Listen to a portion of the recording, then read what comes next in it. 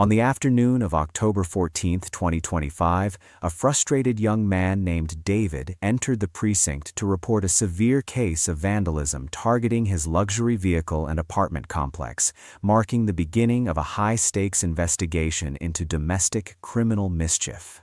The complainant stated that his ex-girlfriend, identified later as 24-year-old Jessica, had launched a targeted attack on his property following a volatile breakup the previous evening.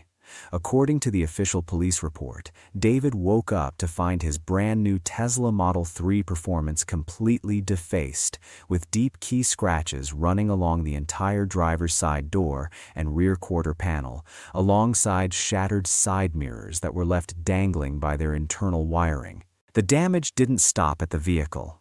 The victim also reported that spray paint had been used to write derogatory slurs across his front door, escalating the situation from a simple domestic dispute to a potential felony investigation.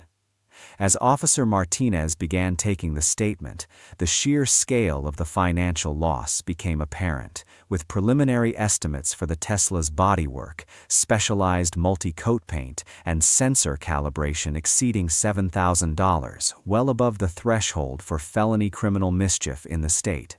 The officer's body camera captures the initial interaction, where David, clearly exhausted and emotional, scrolls through his phone to show the evidence he had already compiled before stepping foot in the station. "She told me she was going to wreck everything I cared about," David explains, his voice trembling slightly as he presents a series of aggressive text messages received at 3:00 a.m. The texts, filled with Gen Z slang and expletives, show Jessica threatening to pull up and teach him a lesson for allegedly talking to another girl. This digital trail would prove to be the first nail in the coffin for Jessica's defense. Officer Martinez reviews the messages, noting the timestamp coincides perfectly with the estimated time of the vandalism. "This isn't just a heat-of-the-moment thing," the officer remarks to his partner, Officer Cole. "This is premeditated destruction of property." The officers decide to pay Jessica a visit at her parents' residence, where she is currently staying, to get her side of the story, though they are already fairly convinced of her guilt based on the digital threats alone. As the officers transition to their patrol vehicle, the camera captures a candid conversation between Martinez and Cole regarding the suspect's background. They run her name through the system and discover this isn't her first brush with the law regarding domestic disturbances, though she has no prior felony convictions. "It's always the quiet ones until they snap," Cole jokes, steering the cruiser toward the suburban neighborhood where Jessica lives. The conversation shifts to the nature of the damage. Both officers agree that messing with a man's car, especially a Tesla with its Sentry Mode capabilities, is a rookie mistake for anyone trying to get away with a crime.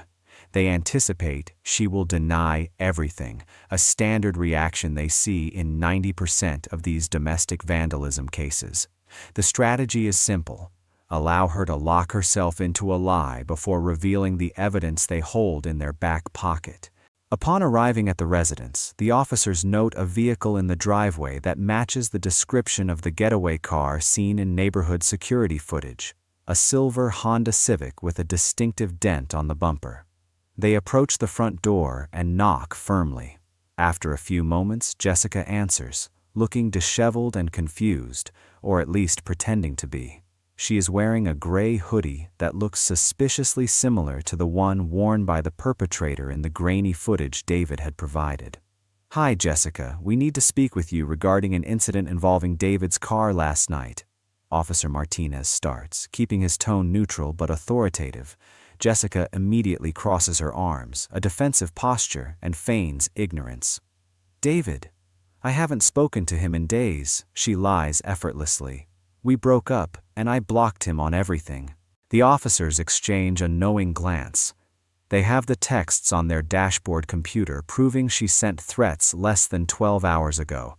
Martinez presses further, employing the liar's trap technique. "So, you were here all night? You didn't leave the house at all?" Jessica nods vigorously. "Yeah, I was here watching movies with my mom. I didn't go anywhere." She is committing to an alibi that is easily verifiable. Officer Cole steps in. Jessica, if we ask your mom, she's going to say you were here the whole time, from midnight to 4 a.m. Jessica hesitates for a split second, her eyes darting to the side, a classic tell of deception, before doubling down. Yes, ask her. She's at work right now, but she'll tell you. The officers know they have her. Not only is her body language screaming guilt, fidgeting hands, defensive stance, avoiding direct eye contact, but the timeline she is constructing doesn't align with the text messages she sent. Officer Martinez decides to turn up the heat. Look, Jessica, honesty is going to go a long way here. We are investigating a felony criminal mischief case. That Tesla isn't cheap to fix. We're talking thousands of dollars. If you lie to us, it's only going to get worse. Jessica scoffs, playing the victim card. He's such a liar. He probably did it himself to frame me because I dumped him. He's toxic. She attempts to flip the script using buzzwords like gaslighting and narcissist to paint David as the aggressor. It's a common tactic in these disputes, trying to use emotional leverage to distract from physical evidence. But the police aren't interested in the relationship drama. They are interested in the statutes. We aren't here to discuss who broke up with who. Martinez interrupts firmly.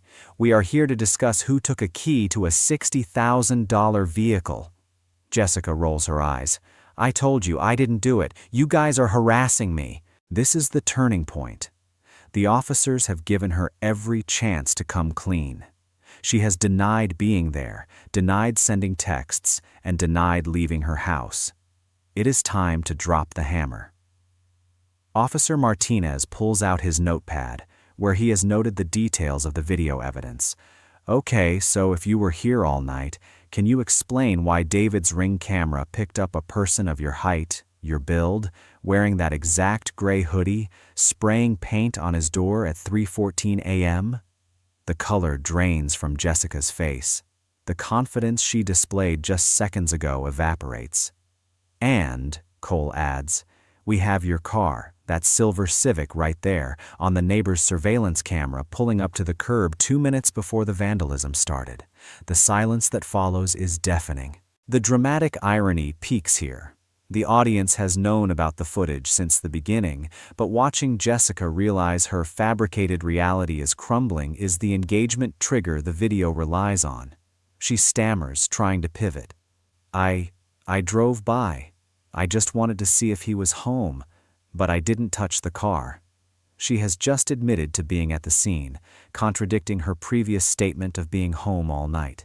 The liar's trap has snapped shut. You just said you never left the house, Martinez points out, his voice dropping an octave to signal the shift from investigation to enforcement. You lied to us, and we have the video of you doing the damage, Jessica. We can see you. She starts to panic, tears forming in her eyes. He cheated on me. You don't understand. He hurt me, she screams, finally admitting the motive. He deserves it. This emotional outburst serves as the confession. She is no longer denying the act. She is justifying it. But the law does not accept heartbreak as a justification for property destruction. Jessica, turn around and place your hands behind your back, Martinez commands, pulling his handcuffs from his belt. The realization of arrest hits her like a physical blow. Wait, no, I can pay for it. Don't arrest me, she pleads, the reality of a felony charge setting in.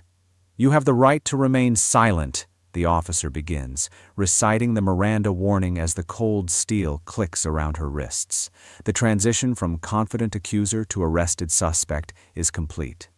As they walk her to the patrol car, she continues to yell about how unfair it is, creating a spectacle for the neighbors who have started to look out their windows.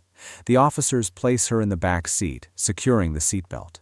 Inside the car, the camera captures her sobbing, a stark contrast to the tough persona she projected via text message. I can't have a record. I'm in nursing school, she cries, a revelation that adds another layer of stakes to her poor decision-making. The officers remain professional, transporting her to the station for processing.